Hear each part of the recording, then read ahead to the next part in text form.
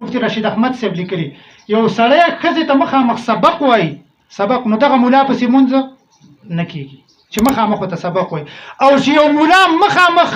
ښځو له دمونه کوي وایي وجمې به راځي دې ملا صاحب چاله بچی نشي ورکولی مولوي صاحب چاله بچی نشي ورکولی نن مولوي صاحب د بچي تعیز په 18,000 روپۍ باندې کوي وایي دې ته به زه 40 ځلې لامبم او غسل به کوم لا اله الا الله مقصد دا و چې بچو ورکولو والا صرف د الله رب العزت ذات دی زمونږ ځای ته راشئ ستاسو د علاقې پته راته نشته دی په 18,000 او 20,000 روپۍ باندې د بچو تعویض کېږي وایي دا مولوي صاحب په بچو کې سپیشلیست دی هلکه د ډاکټرانو چې دا 15 کاله او 18 کاله خوارانې کړي دا به څه کوي چې د بچو سپیشلیسټي تا په غاړه باندې واخیستله یا زما ورونو دا عقیده دا نظریه او دا سوچ د لا اله الا الله سره ټکراو دی تضاد دی او څه دی نن سبا عزتمندو د تعویضونو کاروبار ډېر په شور او زور سره روان دی موږ ځکه یو مولا دی د بچي تعویض یې په 40,000 روپۍ باندې یو سړي له کړی و هغه ورته ویل مولوي صاحب دا روپۍ ډېرې زیاتې نه دي 40,000 زه به دې ته 40 پېرې غسل کوم چې دا تعویض زه لیکمه 100 پېرې به ورته غسل کوم 40 پېرې به دې ته زه غسل کوم یا زما ورونو که بچیم نه کېدل 2 رکعته مونځ کوئ د شپې راپاڅئ د الله نه وغواړئ قسم دی دا بهترینه طریقه ده والله العظیم د تعیض نه زر برخې دا طریقه څه ده غوره طریقه ده پنجپیر شیخ رحمت الله علیه به ویل یا خلکو زما سره ستاسو د مال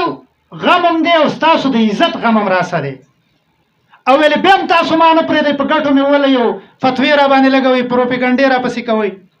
زه راته وایم مزئ دې مولانو له ښځې مه لېږئ دې مولانو له عزت به محفوظ وي او مال به هم څه محفوظ وي خو ویلې تاسو د هغې باوجود څه کوئ ما په ګټو باندې ولئ خو دا د قرآن فیصله ده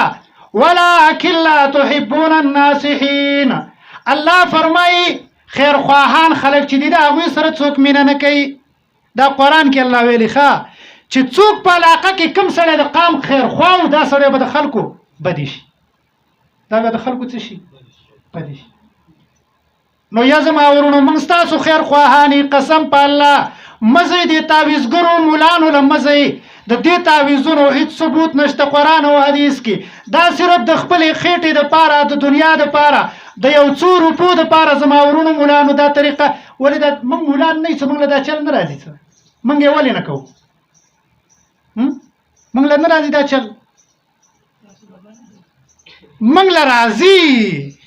موږ له قرآن هم د دوی نه الحمدلله ښه راځي خو دا شی څه دی ناروا دی نفس کنټرولول ګران دي 100,000 روپو ته به د چا پلار ټینګ شي زموږ یک یو مولا دی هغه ګاډی اخیستی و هغه ویل چې وروره دا تعویضونه نه کوي پټرول 200 ته ورسېدل د چا پلار به دې ته ټینګ شي قسم دی چې دې خلکو صرف د دنیا دپاره د 15,000 او 10,000 روپو دپاره دا د تعویضونو کاروبار شروع کړی او بیا مخامخ ښځو له دمونه کول علماو لیکلي دي چې یو سړی داسې مخامخ ښځې ته سبق هم وایي دم نه ښه مفتي رشید احمد صاحب لیکلي یو سړی ښځې ته مخامخ سبق وایي سبق نو دغه مولا پسې مونځ نه کېږي چې مخامخ ورته سبق وایي او چې یو مولا مخامخ ښځو له دمونه کوي وایي وجمې به راځي دې مولا پسې مونځ کېږي نه کېږي دې مولا پسې مونځ نه کېږي مفتي رشید احمد صاحب لیکلي دي دا چې دې مولا پسې مونځ نه کېږي